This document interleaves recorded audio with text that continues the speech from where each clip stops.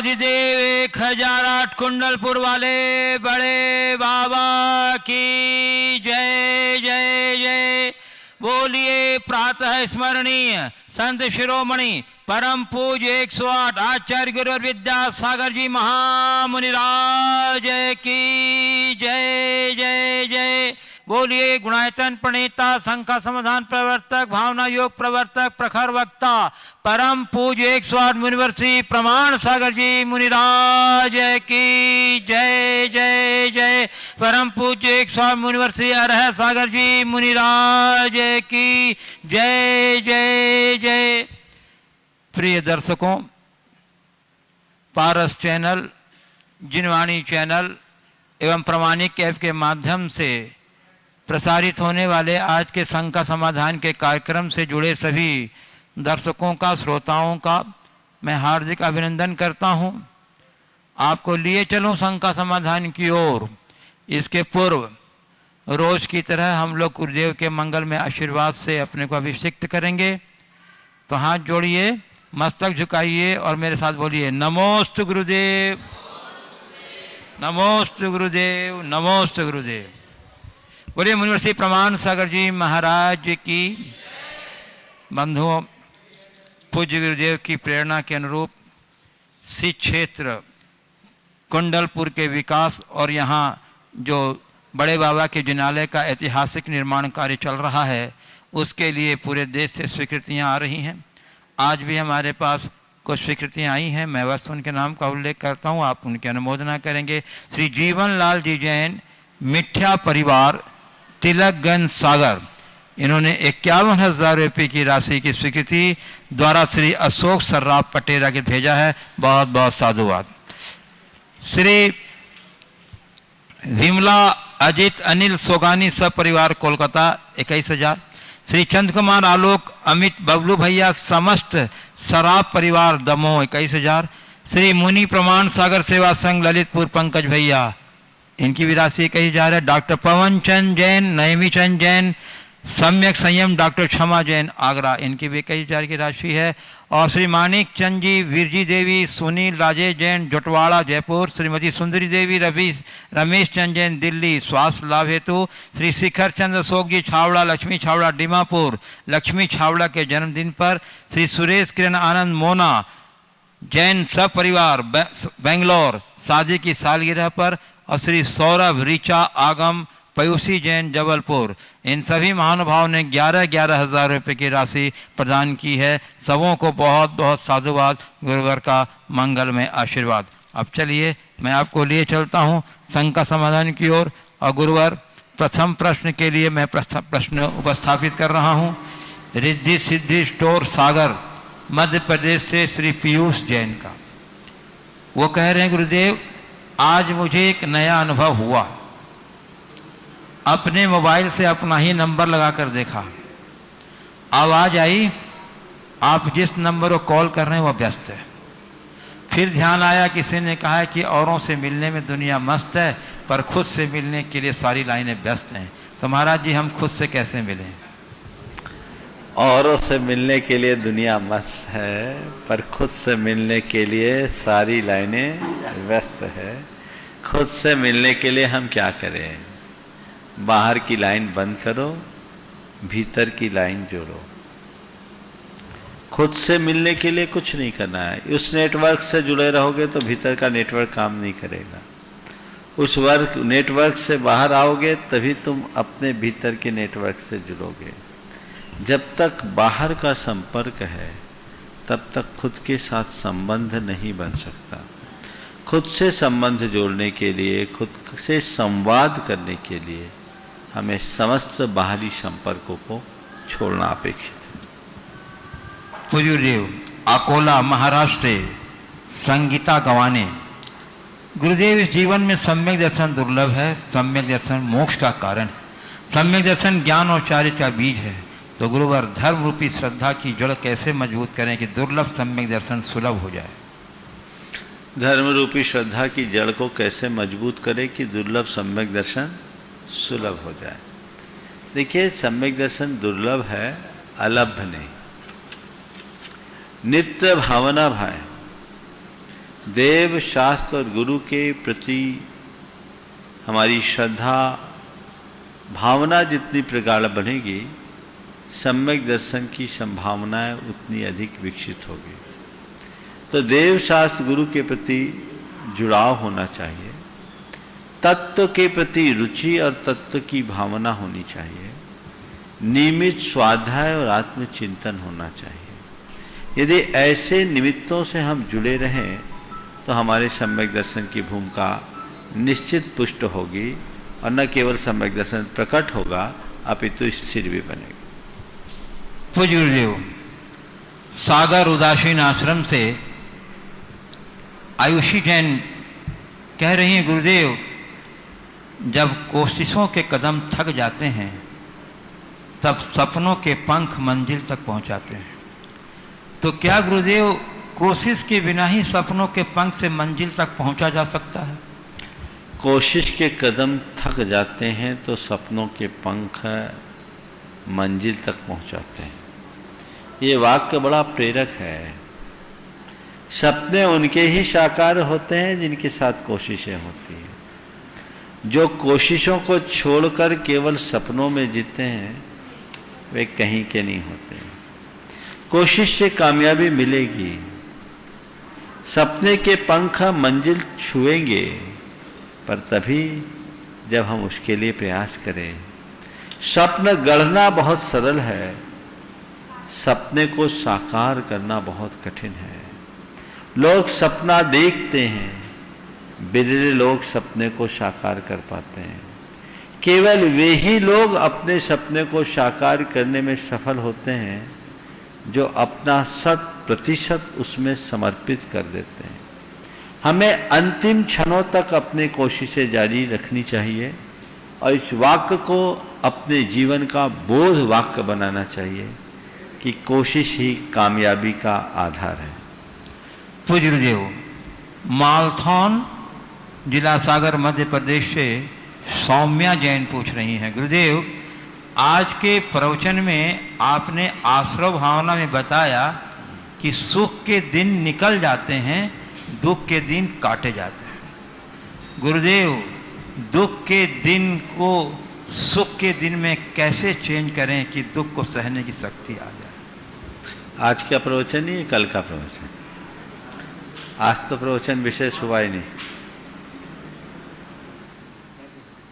आपने पूछा है, मैंने जो कहा पूछा है कि दुख के दिन सुख के दिन में कैसे बदले। बड़ा आसान सा तरीका है।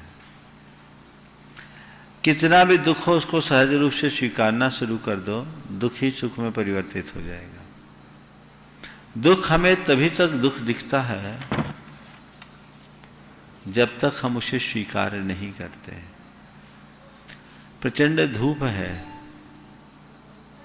2 मिनट भी खड़े रहने में शरीर झुलसता है, लेकिन इसी 44, 45, 47 के टेम्परेचर में कोई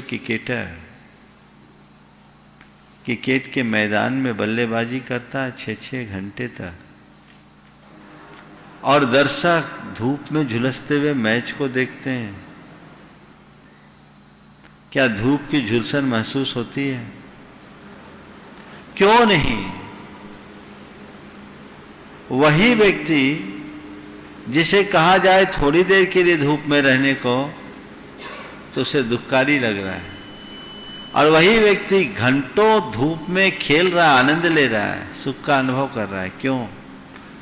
यहां कष्ट को स्वीकारा है इसलिए वो सुखकर हो गया, वहां हमने स्वीकारा नहीं इसलिए दुखकर है। तो बहुत बड़ा मंत्र है ये, कैसा भी दुख आए उसे स्वीकार लो, दुख भी तुम्हें सुख देने लगेगा। गुरुदेव, जयपुर राजस्थान से श्री राहुल जैन कह रहे हैं कि जब जैन समाज में कोई युवा या युवती दीक्षा लेती हैं तो पूरा जैन समाज उसे देखने जाता है और उनकी आंखों में गर्व और खुशी के आंसू होते हैं। पर जब घर पर दीक्षा लेने की बात करता हूँ तो मुझे बोला जाता पागल तो नहीं हो, अभी तो खेलने खाने और मौज मस्ती के दिन है। गुरुदेव ये दोहरा चेहरा क्यों लगाए हैं लोग? यही संसार है। सब चाहते हैं कि भगत सिंह पैदा तो हो, पर पड़ोसी के घर में, खुद के घर में। ये विचित्रता है, यही मोह भाव है। और मेरी राय में ऐसा होना चाहिए। ऐसा होने से बैरागी की वास्तविक परीक्षा घर में ही हो जाती है। जो पक्का होता है ना, वो घर से निकल पाता है, कच्चे तो ऐसे ही अटक जाते हैं। शास्त्रों में एक प्रकरण सुना देता हूं। 4 प्रकार के गोले की भांति आदमी बताए। ओम ओम ओम,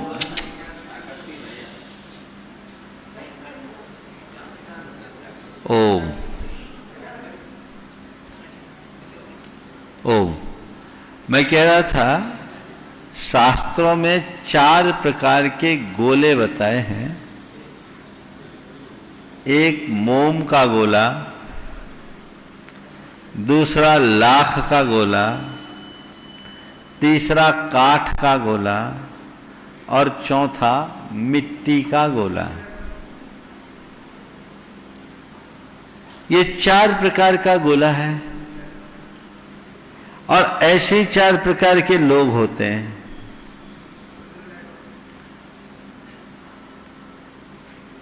पहले मैं अपनी बात एक उदाहरण से कह दूं, फिर गोले की बात करता हूं। 4 युवक गुरु के प्रवचन सुनने गए। प्रवचन से प्रभावित हुए। चारों ने मन में वैराग्य रखने का भाव ले लिया और इरादा प्रकट कर दिया, अब तो हमें दीक्षा लेनी है। बात बाहर हुई, लोगों ने फप्तियां कसनी शुरू कर दी। 70 चूहे खाकर बिल्ली चली हज को। ये क्या करेंगे, पहले अपना आचरण तो सुधार ले। कल तक तो 10 टाइम खाते रहे, अब ये साधु बनेंगे, साधु जीवन को और लजा देंगे। चारों ने सुना, पर एक ने कहा बात तो सही है, थोड़ी प्रैक्टिस हो जाए फिर करेंगे, अभी ठीक है, थोड़ा मैं अभ्यास करता हूं। उसका वैराग खत्म हो गया। वो मोम का गोला था जो थोड़ी सी आंच से पिघल गया। दूसरा, ऐसे लोगों की बातों को तो इग्नोर कर दिया, लेकिन घर आया उसके पहले उसकी खबर आ गई। घर वालों ने एक साथ चलाई कि कहां भ्रमित हुए हो, इन साधु संतों के चक्कर में कहां फंस रहे हो। साधु संतों की संगति दूर से ही अच्छी है। खबरदार, जब तुम दीक्षा का नाम लिया तो हमने तुम्हें पढ़ा लिखा कर योग्य बनाया, इसके लिए क्या, अभी तुम्हारे दिन कहाँ है, अभी थोड़ा खेलो खाओ, जब आगे बढ़ोगे तब देखेंगे। दूसरा भी उनकी बातों से प्रभावित हो गया, हथियार डाल दिया। ये लाख का गोला था जो आंच पर रखने से पिघलता है। तीसरा, घर वालों को तो झेल लिया, लेकिन घरवाली को नहीं झेल पाया। अंदर गया तो देखा वो तो एकदम बेसुध, हाल बेहाल। अरे यही करना था तो मुझसे विवाह क्यों किए थे, मेरा क्या होगा, आपने दीक्षा लेने की सोच ली, मेरी तो सोच थे, मैं किसके भरोसे जाऊंगा। बहुत समझाने, अब आपको जो करना है करो, मेरी लाश पर पैर रखकर जाना होगा, अभी आपको दीक्षा नहीं लेना है। अब भाई ऐसा तो बड़ा गड़बड़ हो जाएगा। ठीक है, तुम कहती हो तो मैं थोड़े दिन रुक जाता हूं। ये काठ का गोला है जो आंच पर रखकर तपाने से जलता है, लेकिन जो चौथा मिट्टी का गोला है ना, उसको जितना तपाओ उतना पक्का होता है। तो भाइयों, क्या नाम है, राहुल है इसको, मिट्टी का गोला बनो। समझ में आ रहा है? हाँ, मिट्टी का गोला बनो। और घर वालों से कहता हूं खूब पकाओ, जो पक कर निकलेगा ना वो पक्का होगा। और घर वाले थोड़ी परीक्षा ले तो ही ठीक है। हालांकि मोह में पड़कर किसी का मार्ग रोकना अधर्म है, पर यदि कोई रोकते हैं तो मैं उसे पॉजिटिवली ही लेता हूं, क्योंकि बैरागी को कोई रोक नहीं सकता, यह मेरा अनुभव है। मेरे हृदय में पक्का वैराग होगा तो दुनिया की कोई ताकत मुझे रोक नहीं सकती। इसलिए जिनके हृदय में वैराग का अंकुर उगा है वो घबराए नहीं, अपने आप को मजबूत करके चले। पूज्य गुरुदेव, अंजड़ जिला बड़वानी मध्य प्रदेश से श्री अंतिम कुमार जैन पूछ रहे हैं, गुरुदेव चिंता में व्यतीत होने वाले समय, चिंतन में व्यतीत होने वाले समय और चैतन्य अवस्था में यूं ही व्यतीत होने वाले समय में क्या अंतर है और इनका हमारे जीवन पर क्या प्रभाव पड़ता है? चिंता में समय काटा जाता है, चिंतन में समय बीतता है, और चैतन्य अवस्था में रहने वाले लोग समय को जीते हैं। जब कोई चिंता में मगन होता है उसको चिंता में समय काटना पड़ता है, दिन कटता नहीं, दिन काटता सा प्रतीत होता है। चिंतन में लीन होते हैं तो समय कब बीत जाता है पता ही, पर जब चैतन्य में होते हैं तब हम अपने समय आत्मा का अनुभव कर पाते हैं। इसलिए तीनों में ये मौलिक अंतर समझना चाहिए। पूज्य गुरुदेव, नरियावली मध्य प्रदेश से श्री शेषांश जैन हजारी पत्रकार कह रहे हैं, गुरुदेव आज हमारे जैन समाज के लिए बहुत ही गर्व की बात है कि अजैन लोग भी जैनों का उदाहरण देने लगे। आज दैनिक भास्कर न्यूज़पेपर के फ्रंट पेज पर एक बहुत ही अच्छा वक्तव्य आया जो कि सोनम वांगचुक का है। उन्होंने उसमें चीनी सामान का विरोध करने के लिए जैनों का एक बहुत बड़ा उदाहरण दिया। उन्होंने कहा कि जैसे जैन लोग मीट प्याज जैसी चीज़ें नहीं खाते, जैन लोग मीट प्याज जैसी चीज़ें नहीं खाते, वे प्रतिबंध है कि चाहे जो हो जाए इसका सेवन नहीं करेंगे। नतीजा यह रहा कि इस परंपरा का असर बाजार पर भी पड़ा। ऐसे भोजनालय रेस्टोरेंट शुरू हो गए जो जैन खाना देने लगे। जैनों की आदत और परंपरा से संबंधित नया बाजार खड़ा हो गया।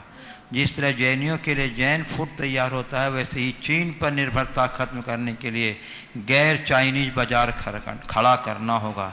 तो गुरुदेव, मेरा प्रश्न यह है कि अब जैन लोग जब जैनों को उदाहरण देने लगे, अरे जैन ही चाइनीज सामानों का उपयोग करे तो अच्छा नहीं होगा। इसलिए गुरुदेव आपसे निवेदन है कि कुछ ऐसा मार्गदर्शन दें कि पूरे भारतवर्ष के जैन समाज चाइनीज आइटम का विरोध कर सके। देखिए, बात सही है कि जैन समाज अपने नियमों में प्रतिबद्ध समाज रही है और अपने संस्कारों और सरोकारों को सदैव प्रमुखता देती रही है। उसका ही ये सुपरिणाम है कि आज भी अधिकांश जैन अपनी परंपराओं से पूरी तरह बंधे हैं। उनके आचार विचार में पूर्ण शुद्धि और पवित्रता कायम है। कतिपय लोग राह भटक कर भले इधर उधर हुए हैं, पर वो अपवाद है। बहुलता यही है कि सभी जैन अपने नियमों में दृढ़ होते हैं और नियमों के प्रति दृढ़ रहना, उसके प्रति प्रतिबद्ध रहना एक अच्छा उदाहरण है। ये दृढ़ता सबके लिए अनुकरणीय है। जहाँ तक चाइनीज सामान का सवाल है, अब तो हमें स्वदेशी को प्रमुखता देना ही चाहिए। भारत को अगर आगे बढ़ाना है, आने वाला समय भारत का बनाना है, तो हर व्यक्ति को भारतीय बनना होगा, विशुद्ध भारतीय बनना होगा। हम भारत के वासी केवल भारत की चीजों को ही प्रमुखता देंगे और भारत के लिए जिएंगे, संकल्प लेना होगा, तब सब बदल जाएगा। आज 137 करोड़ की आबादी है, बहुत बड़ा बाजार है। हम कष्टों को सह लेंगे, परेशानियों को सह लेंगे, यहां यदि जरूरत पड़ी तो मूल्य ज्यादा चुका देंगे, लेकिन हम अपना जीवन अपने देश के लिए समर्पित करेंगे। हम भारत में जन्म लिए हैं तो भारत के लिए जिएंगे, यह संकल्प होना चाहिए। आपने कहा जैनियों को चीनी वस्तुओं का बहिष्कार का संकल्प दिला दे। जैन लोग तो ऐसे भी इन चीजों का कम उपयोग करते हैं, और करते हैं तो बंद करे, पर केवल जैनों को बंद करने से काम नहीं होगा, हर जन को इसका प्रयोग बंद करना होगा। हर भारतवासी को भारतीय बनना होगा, स्वदेशी को बढ़ावा देना होगा, अन्य देशों की चीजों को भी हमें गौण करना होगा, तब हम देश को दुर्वस्था से बाहर ला पाएंगे। सबको पता है ये संकट की घड़ी है, और ये कब तक चलेगी, अभी ये अंधकार में है।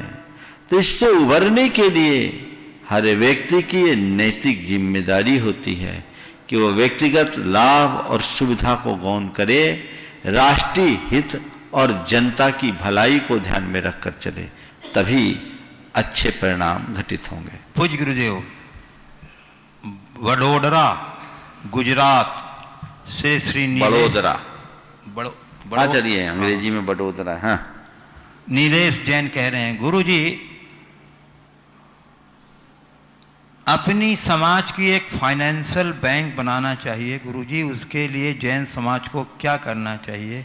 जैसे मेक इन इंडिया, वैसे बिजनेस एंड अदर लोन भी from Jain bank and interest and principal Jain committee में मिले, जैन का पैसा जैन को मिले और जैन कमिटी बैंक के थ्रू अपने आर्थिक समस्याओं का निदान कर सके। इस संबंध में आप देखिए, इस विषय में गुरुदेव ने अनेक बार मार्गदर्शन दिया। चूंकि मामला वित्तीय है और बड़ा गंभीर है, इसलिए हम लोग प्रत्यक्ष रूप से इस विषय में ज़्यादा कुछ कहने की स्थिति में नहीं है, पर इस विषय में देश भर के प्रबुद्ध जनों को चिंतन करना चाहिए और समय काल की परिस्थिति को देखकर कुछ सार्थक प्रयास करना चाहिए।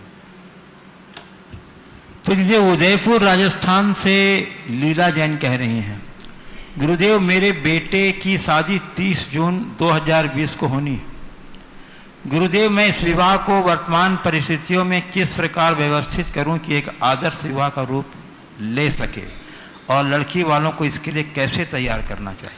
बहुत बढ़िया। मैं तो कह रहा अभी जिनका विवाह हो रहा है सब ऐतिहासिक विवाह, कभी ना भूलने वाला विवाह। और ये विवाह आदि जितने भी मांगलिक कार्य जो विषम परिस्थितियों में होते हैं ना, वो ज़्यादा उपलब्धि वाले।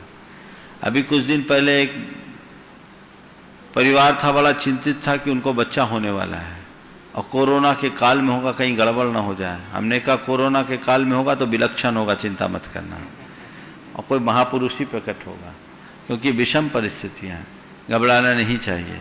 आपको विवाह करना है करिए, और सरकार के द्वारा दिए गए दिशा निर्देशों के अनुरूप कीजिए। हमें कोई कार्य रोकना नहीं है, केवल सावधानी से रहना है। सबसे उत्तम है ऐसी घड़ी में चक्रवर्ती विवाह कर दो, मंदिर में आकर 5, 7, 10 जन कर लो, विवाह से मतलब है।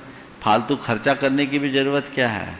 अपने पैसे को बचाओ, अच्छा कार्य करो। ऐसी अभी आमदनी कम है तो खर्चा का तो स्रोत बढ़ाना ही नहीं चाहिए।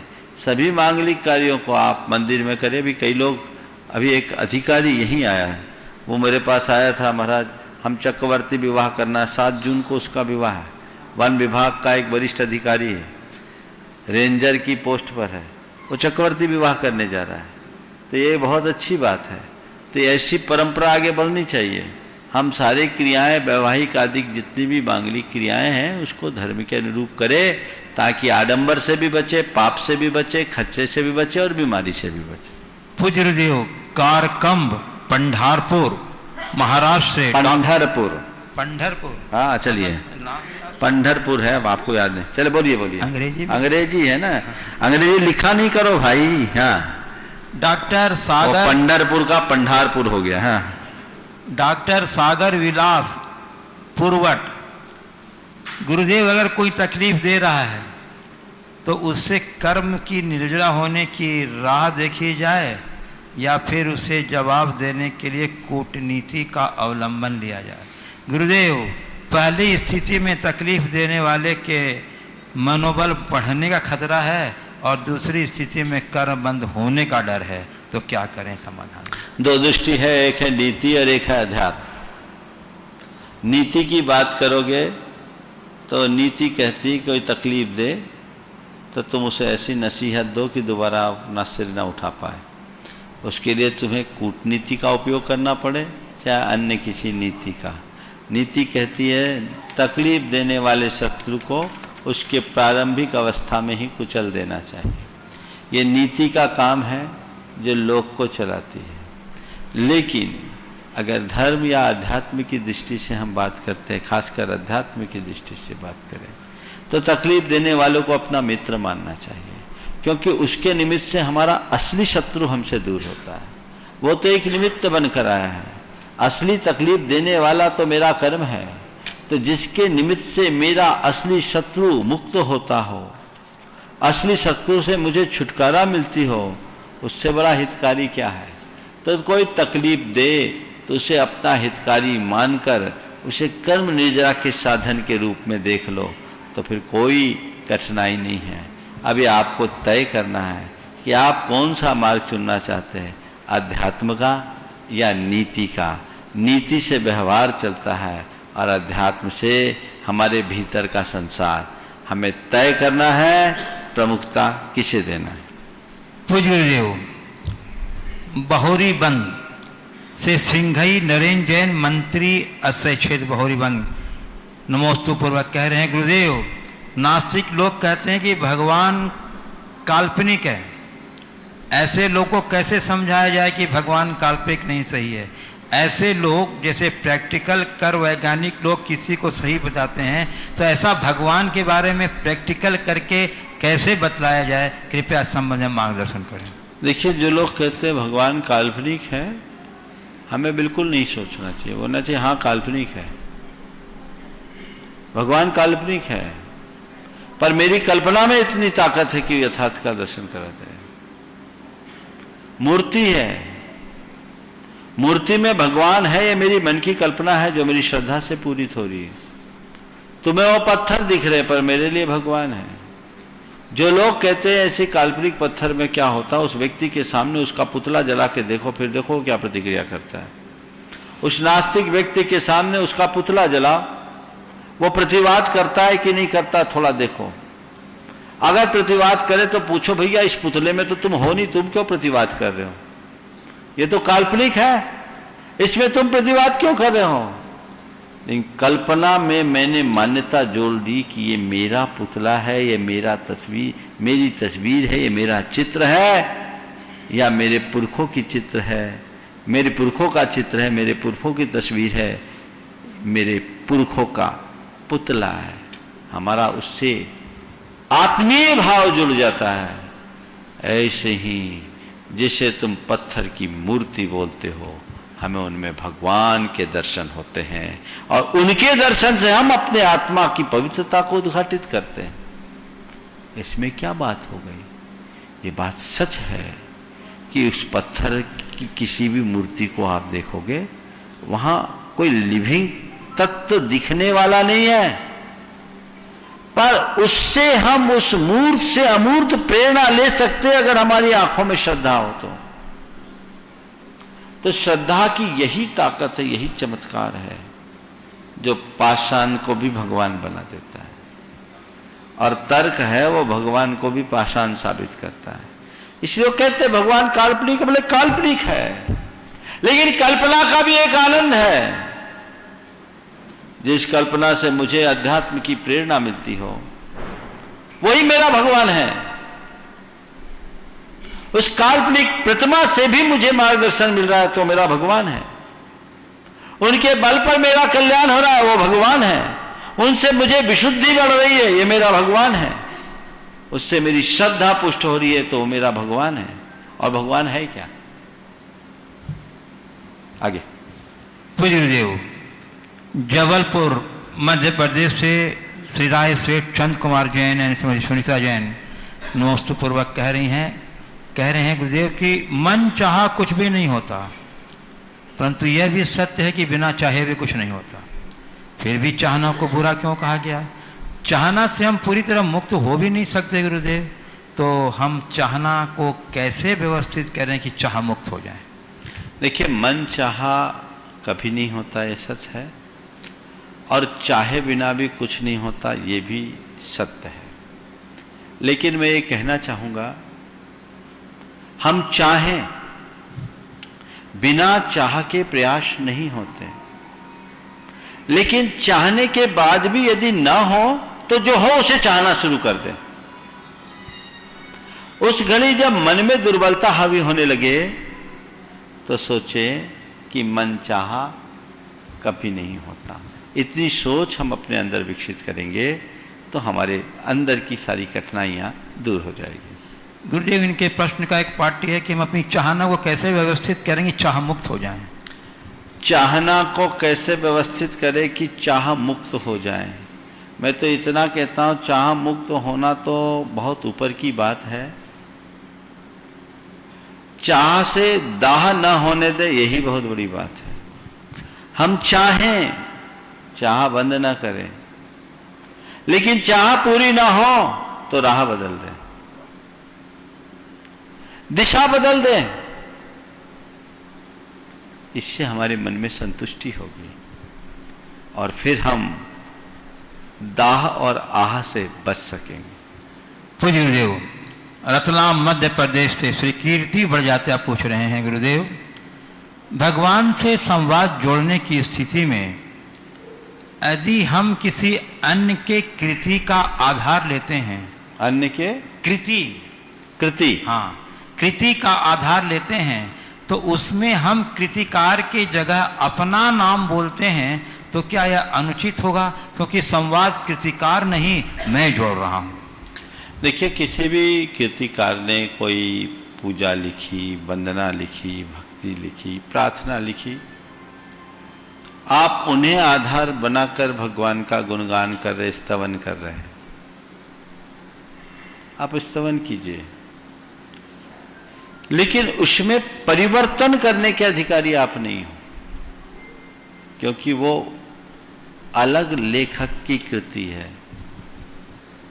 किसी की कृति में परिवर्तन करने का अधिकार अन्यों को नहीं होता। आप उसे पढ़े, पर उस कृतिकार के नाम को एक प्रतीक मान लें। बहुत सारे बड़े बड़े कवि हैं, जैसे तुलसी हुए, कबीर हुए, अपने जैन परंपरा में ध्यानत राय हुए, दौलत राम हुए, और बड़े बड़े कवि हुए।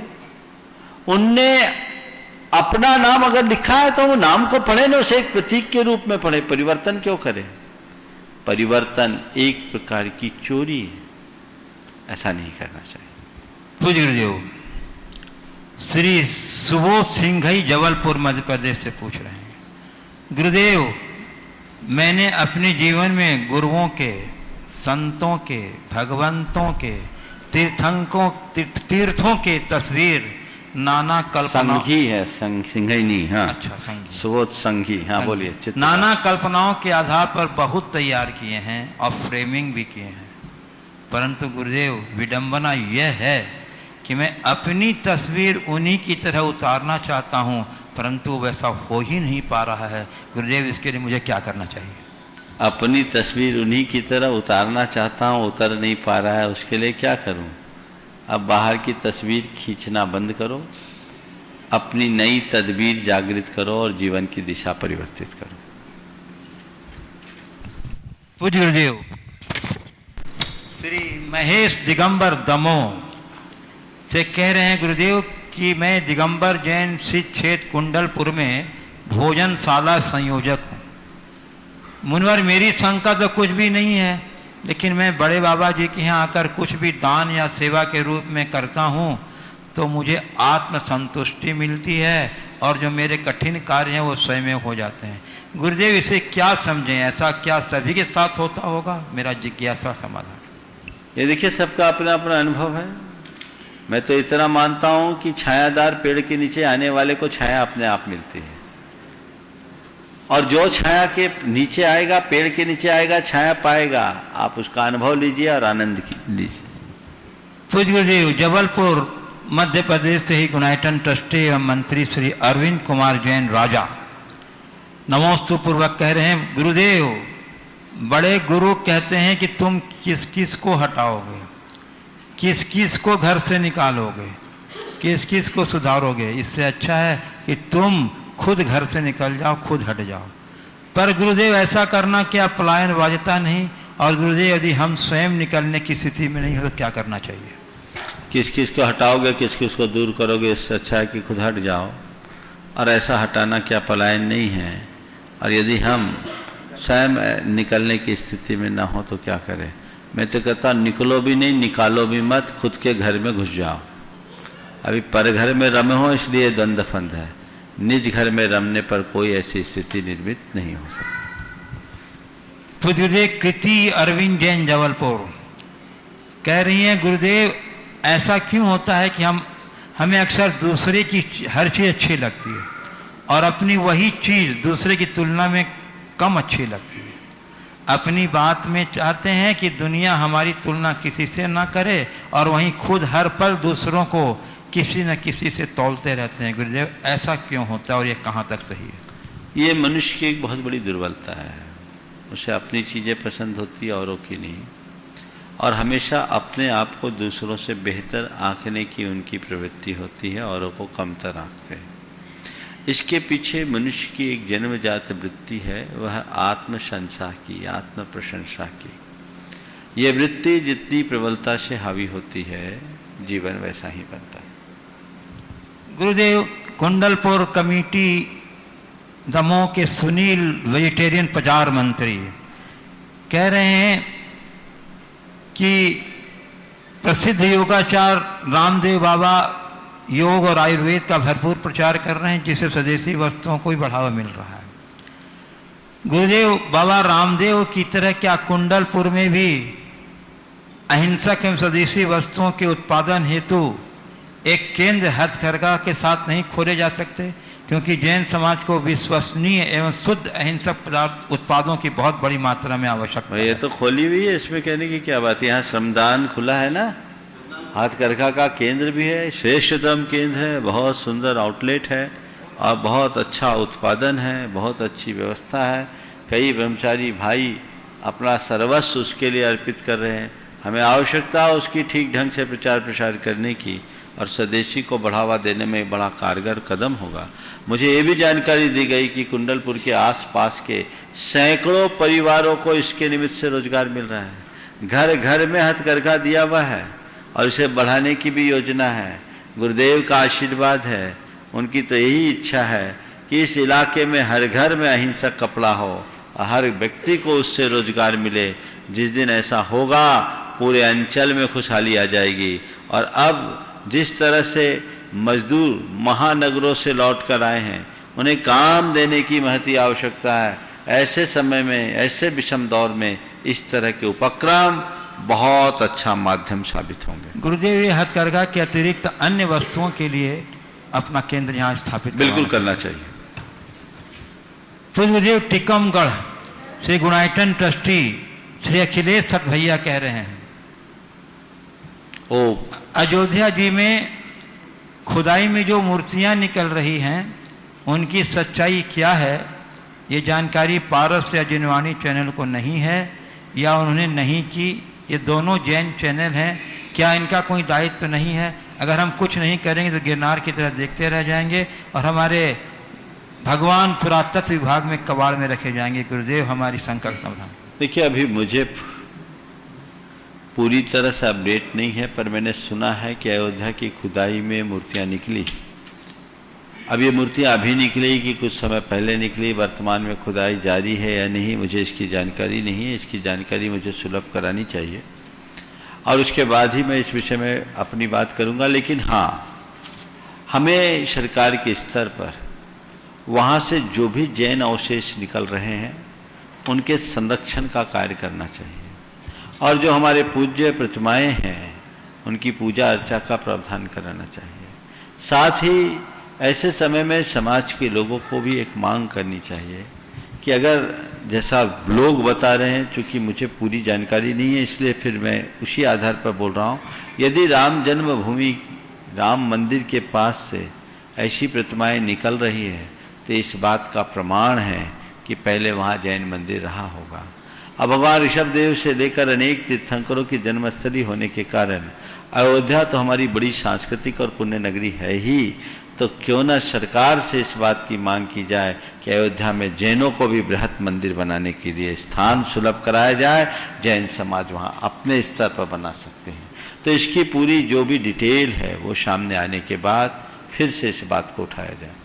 पूज्य गुरुदेव, चातुर्मास का समय निकट आ रहा है। देश के विभिन्न स्थानों के लोग, विशेषतः कुंडलपुर स्थित क्षेत्र कमेटी तो आश्वस्त ही है आपके चातुर्मास के लिए। इन्हीं के साथ जबलपुर, सतना, कटनी, बहौरीबंद आदि स्थानों से हमारे पास ऑनलाइन निवेदन आए हैं। अपने अपने क्षेत्रों में आपके चातुर्मास की स्थापना के लिए उसके आशीर्वाद की कामना की है। उनका कहना है कि लॉकडाउन के कारण हम लोग प्रत्यक्ष उपस्थित होकर के शंका समाधान होने कारण शंका समाधान की मन से अपनी भावना प्रेषित कर रहे हैं। गुरुदेव वे आपके आशीर्वाद की कामना रखते हुए अपने देखिए, इस आपातकाल में सभी लोग ऑनलाइन निवेदन करते रहिए। जहां चातुर्मास होगा ऑनलाइन सूचना पहुंच जाएगी। पूज्य गुरुदेव, अंबाह मध्य प्रदेश से राकेश जैन भंडारी कह रहे हैं, गुरुदेव अस्से से सिंघोनिया तहसील अंबाह जिला मुरैना में दिनांक 29/5/2020 शुक्रवार को भयंकर आंधी तूफान आया, जिससे मानस मोहनिया नहीं सिंहोनिया तहसील अंबाह जिला मुरैना में दिनांक 29/5/2020 शुक्रवार को भयंकर आंधी तूफान आया, जिससे मानस स्तंभ के ऊपर का हिस्सा गिर गया, जिससे ऊपर विराजमान चारों मूर्तियां गिर गईं और टूटकर क्षतिग्रस्त हो गईं। पार्क में बनी छतरी भी टूट गई। निर्माणाधीन कमल मंदिर की खिड़कियों के कुछ शीशे भी टूट गए। मुख्य द्वार भी क्षतिग्रस्त हो गए। गुरुदेव, इस घटना को किस तरह देखना चाहिए और इसके लिए हमें क्या करना चाहिए, मार्गदर्शन। देखिए, ये बड़ी आपदा है और ये अशुभ सूचक है। जिन प्रतिमाओं का इस तरह से भंग होना, मानस स्तंभ जैसी रचनाओं का खंडित होना अच्छी बात नहीं मानी जाती। किसी विधि विधान के विशेषज्ञ प्रतिष्ठाचार्य का मार्गदर्शन लेके वहाँ शांति कर्म करना चाहिए और पुनर्उनकी प्रतिष्ठा के लिए जो संभव उपाय है वो करना चाहिए। पूज्य गुरुदेव, अंबड़ जिला जालना महाराष्ट्र से लता सूर्यकांत देशमाने कह रही हैं, गुरुदेव शंका यह है कि मेरी बेटी गर्भवती है। ग्रहण काल में गर्भवती महिला को क्या करना चाहिए और क्या नहीं। महाराष्ट्र में कहते हैं कि सब्जियां आदि कट करने से होने वाले बच्चों के ऊपर असर होता है, उसके भी आंग उपांग कट सकते हैं। यह बात कहाँ तक सही है, कृपया मान। देखिए, काटने पीटने का काम नहीं करना चाहिए, बनाने सुधारने का काम करना चाहिए। और गर्भवती अवस्था में पवित्र विचारों से अपने आप को रखना चाहिए। आमोद प्रमोद, ललित कला और शौर्य पराक्रम की गाथाओं को पढ़ना चाहिए। एक दूसरे के मन को प्रसन्न रखना चाहिए, चित्त को तनाव मुक्त रखना चाहिए। प्रसन्नता के साथ अपने जीवन का दिन बिताना चाहिए और ऐसे समय में सभी को भावना योग विशेष रूप से करना चाहिए। और यदि ऐसा करते हैं तो उसके बहुत अच्छे परिणाम घटित होंगे।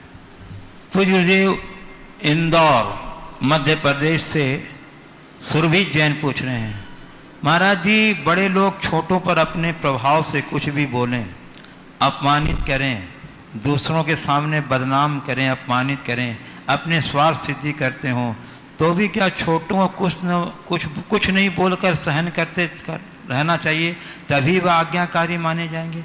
बड़ा यदि अपनी कुकृत्य को छोटे की गलती को आधार बनाकर दबा लेता है, तो ऐसे में बड़ों के प्रति छोटों का क्या कर्तव्य होना चाहिए। बड़ा यदि स्वाध्यायी होकर भी ऐसा करता है, तो क्या इसमें छोटों पर धर्म से विमुख होने का दुष्प्रभाव नहीं पड़ेगा। देखिए, सबसे पहले तो बड़ों को चाहिए कि छोटों के सामने आदर्श उपस्थित करे और छोटों के साथ सौम्य व्यवहार करे। लेकिन अपवाद स्वरूप कोई बड़े इस तरह के दुर्व्यवहार करते हैं तो छोटों को चाहिए कि वो उनकी जो विनय है उसे खंडित ना होने दें, उसे चुपचाप सहे, सुनकर के अनसुना करे। प्रतिवाद करना हमारे संस्कार के अनुकूल नहीं होते। चुपचाप सहन कर ले, ये सोच ले कि ये इनका स्वभाव है, ऐसा होता है, क्या करें। मैं एक घटना आपको बताता हूँ। एक व्यक्ति के जीवन में अचानक ऐसा प्रसंग आया कि स्वभाव एकदम बिगड़ गया। बात बात में गाली गलौज, ऐसी गंदी गंदी गालियां कि सुनने वाले को भी तकलीफ। उनके बेटे बहू ने मुझसे जो बात कही, जिसके लिए मैं उदाहरण बता रहा हूं, लोगों ने बेटे बहू के सामने कहा कि महाराज इनको कोई उपाय बताइए, आजकल इनके पिताजी इनको बहुत गालियां देते हैं। मैं जब उसकी तरफ देखा तो उन्होंने कहा महाराज कोई उपाय की जरूरत नहीं है, ये तो पिताजी का आशीर्वाद है। अब उनका नेचर है, बोल रहे बोलने दीजिए। अगर घर में कोई पागल हो जाता है तो हमें उसका प्रलाप सहना पड़ता है। आज अगर उनका विवेक खत्म हो गया है तो मैं उन्हें क्यों उलझूं? महाराज सब ठीक होगा, आप तो आशीर्वाद दें कि हम इसको सह सके। ये एक सकारात्मक परिवर्तन है। अगर एक पागल व्यक्ति के सामने आप उसका प्रतिवाद करोगे तो खुद को पागल साबित कर दोगे। तो पागल के साथ पागलपन का व्यवहार नहीं करना चाहिए। यदि बड़े भी इस तरह का दुर्व्यवहार करते हैं तो हम उसका प्रतिवाद करके बात का बतंगड़ करें, ये अच्छी बात नहीं है, चुपचाप सह लें। कदाचित बड़ों को समझाना ही जरूरी हो तो उसे प्रतीकात्मक तरीके से समझाने का प्रयास किया जा सकता है। पूज्यदेव सेलू महाराष्ट्र से। सेलू हाँ, चलो गांव शहर का नाम हमें पता है। हाँ बोलो। पुष्पकला, श्रीमती पुष्पकला पूछ रही हैं गुरुदेव, आज तक तो मैंने भावना योग पढ़कर किया था, परंतु आपके निर्देशानुसार आपके साथ भावना योग करने के बाद मेरे में बहुत बदलाव हुआ। महाराज जी, आपका भाषा पर इतना प्रभुत्व कैसे है? आप अंग्रेजी भी जानते हैं और 1 सेकंड में आप प्रश्न का उत्तर देते हैं। आपका ऐसा कौन सा पुण्य का प्रभाव है? आप इतने बुद्धि के धनी कैसे हैं? महाराज जी, हमें भी इस प्रकार की बुद्धि प्राप्त करने के लिए क्या करना चाहिए? आपके प्रवचन से, शंका समाधान से और भावना योग से हमारी मानसिकता में बहुत बदलाव हो रहा है। फिर भी आ गए असत परिणाम के लिए हमें क्या करना चाहिए? कृपया समाधान करें। आप निरंतर अपना काम करते रहिए, अपने भावनाओं में बदलाव लाइए, इधर उधर बुद्धि मत लगाइए, अपने आप बुद्धि ठीक हो जाएगी। पूज्य सागर से सुनील चौधरी मध्य प्रदेश बोल रहे हैं। महाराज जी, बाल ब्रह्मचर्य व्रत आत्म साधना का नाम है, पर आजकल यह पद प्रतिष्ठा नाम हेतु उपयोग हो रहा है। ठीक है, जिनने व्रत लिया वो उसका पालन करें, पर यह घोषणा न करें और न अपने नाम के साथ पदवी के रूप में इसे उल्लेख करें। अरे वो उल्लेख थोड़ी करते हैं, कोई अगर करता है तो ठीक है, इसमें क्या बुराई है। अगर कोई आर्जन में ब्रह्मचर्य रखता है उसको बाल ब्रह्मचारी बोलते हैं तो कोई गलत तो नहीं बोल रहे ना, रखा है तो बोल रहे हैं, पाखंडी है तो नहीं बोल रहे ना। इसलिए इन सब चीजों को महत्व नहीं देना चाहिए। पूज्य गुरुदेव दमोह से संजय जैन कह रहे हैं,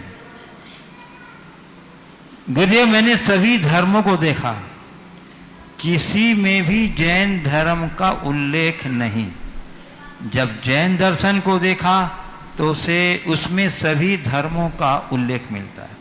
तो क्या इससे यह अर्थ निकाला जाए कि जैन धर्म की उत्पत्ति अन्य दर्शनों के बाद हुई है, या यह कि जैन दर्शन की यह उदारता है कि उसने सबको स्वीकारा है एवं अन्य दर्शनों की संकीर्णता है कि उन्होंने जैन धर्म का उल्लेख नहीं किया? इस प्रश्न के उत्तर से पहले उन्हें, प्रश्नकार को, भारत की सांस्कृतिक परंपरा का इतिहास जानना चाहिए। भारत की संस्कृति का, भारत के धर्मों का इतिहास, जैन धर्म का इतिहास समझना चाहिए। अगर आप इतिहास को ठीक तरीके से जानेंगे तो ये अच्छे से जान लेंगे कि जैन धर्म भारत के प्राचीनतम धर्मों में से एक है।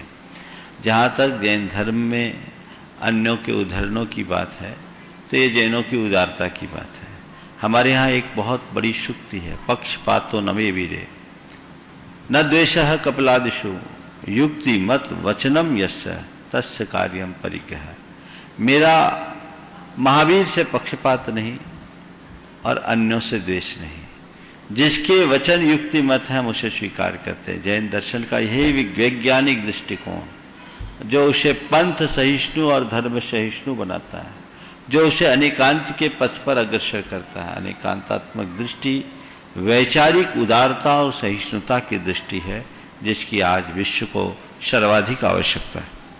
पूज्य गुरुदेव, उदयपुर राजस्थान से श्री अनिल मेहता कह रहे हैं, गुरुदेव भगवान की आरती करने के पश्चात आरती लेकर उस आरती के थाल में रुपये रखते हैं, जबकि हम भगवान की आरती से ऊर्जा प्राप्त करते हैं।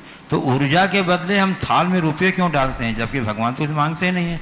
तो रुपये डालना कहाँ तक उचित है, रुपया डालने का क्या महत्व है? देखिए, आरती के बाद रुपया डालने की जो परंपरा है, ये भगवान के लिए रुपया नहीं डालते हैं।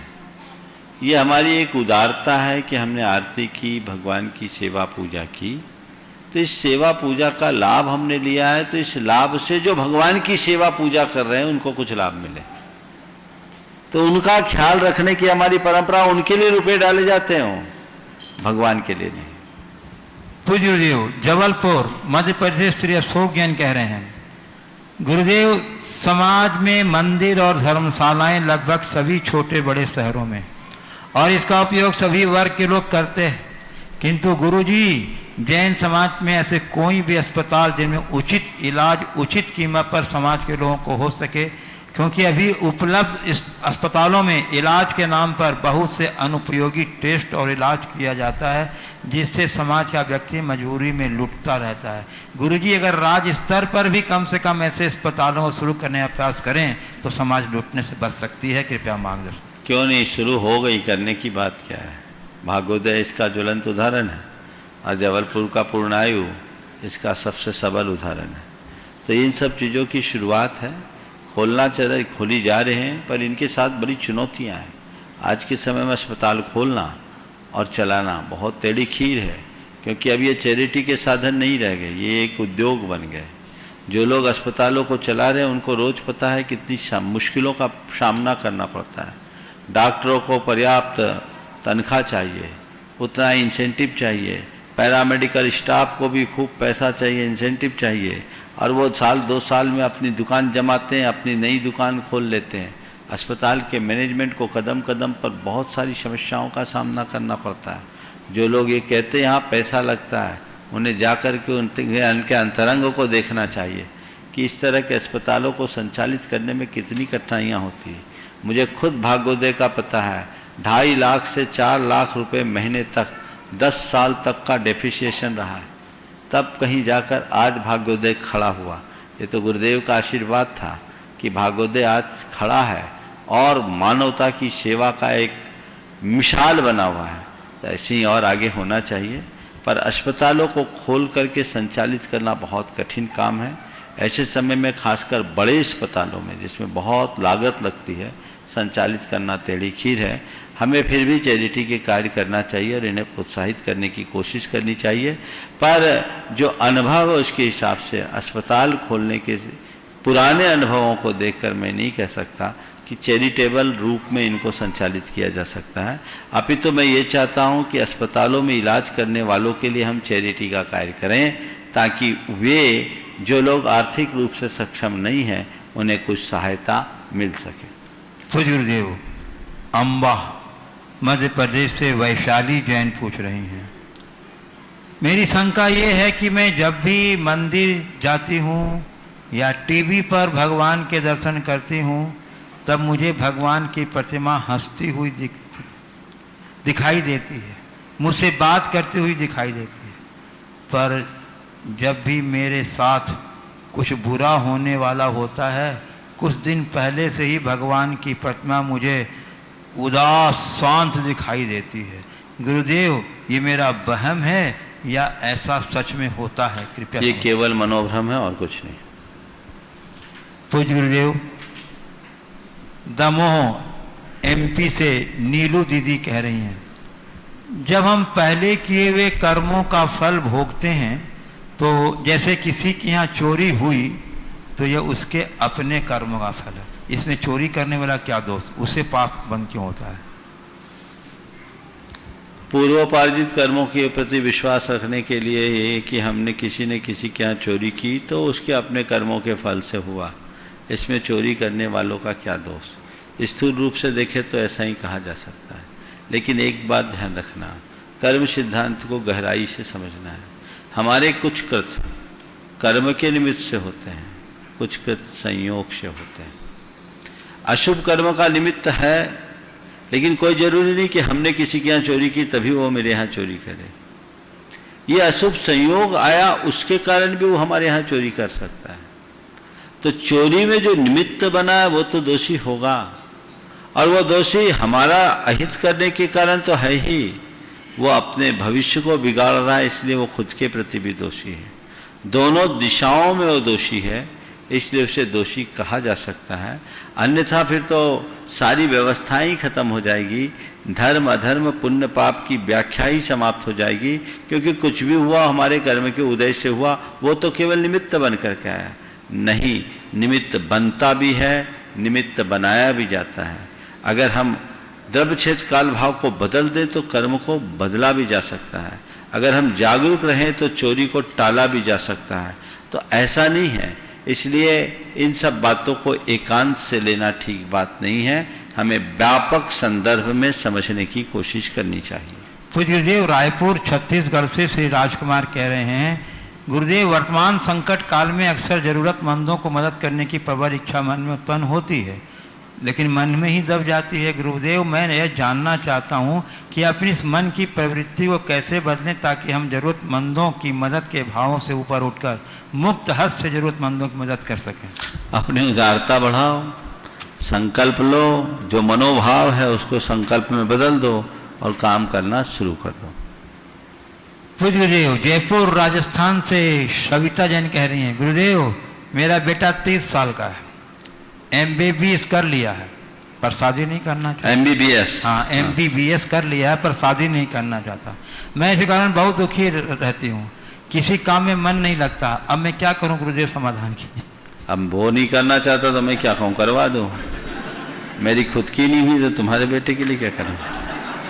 हुई नहीं ऐसी बात नहीं, मैंने की नहीं है। समझ गया। तो ये तो अच्छी बात है, उससे मार्ग तय करना चाहिए। विवाह का निर्णय समय पर होना चाहिए, पर जबरदस्ती नहीं। इस प्रकार आज के इस सत्य को परम पूज्य गुरुदेव के चरणों में नमन अर्पित करते हुए यहीं पर विराम। बोलिए परम पूज्य आचार्य गुरुवर श्री विद्यासागर जी महाराज। बोलिए मुनि श्री प्रमाण सागर जी महाराज की, मुनिवर श्री हरा सागर जी महाराज की।